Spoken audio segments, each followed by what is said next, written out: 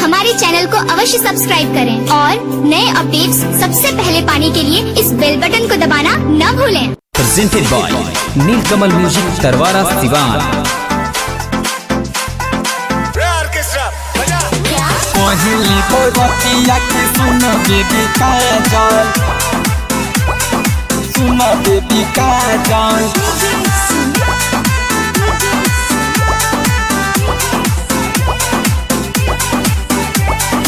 पहले बरतिया के सुन बेबी काजल, पहले बरतिया के सुन बेबी काजल। लहंगा उठा के अब शुरू कर नाचल, लहंगा उठा के अब शुरू कर नाचल। कहले बरतिया की सुन बेबी काजल, कहले बरतिया की सुन baby Kajal.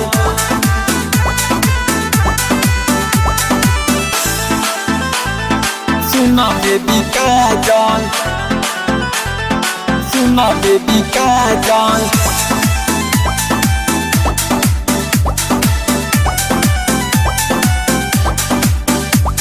Mixed by Neelkamal music Tarwara Siwan.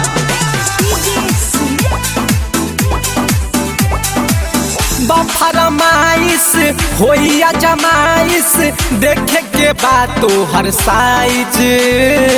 7 से अधिका नोट दियाई, केहू न करी ना जायज, केहू न करी ना जायज।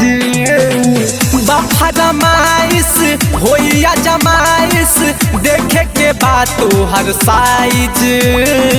7 से अधिका नोट दियाई, केहू न करी ना जायज, केहू न करी ना जायज। तुहर फेरा में सब लइका लागल, पहले बरतिया की सुन बेबी काजल।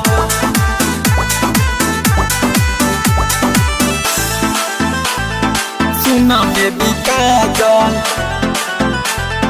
सुन बेबी काजल।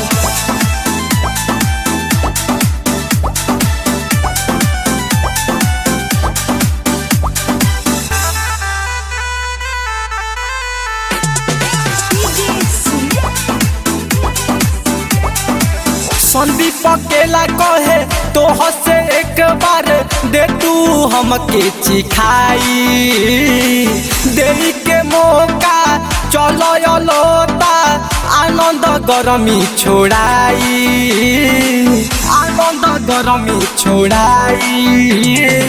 संदीप अकेला कहे तो हसे एक बार दे तू हमके चिखाई, देरी के मौका चलो लोता हर राम गरमी छोड़ाई, हर राम गरमी छोड़ाई। एको बेरे अपन छुआ दे तू गागल, कहले बरतिया की सुन बेबी काजल। लहंगा उठा के अब शुरू कर नाचल, लहंगा उठा के अब शुरू कर नाचल। कहले बरतिया की सुन बेबी काजल, कहले बरतिया की सुन बेबी काजल, सुन बेबी काजल। Mixed by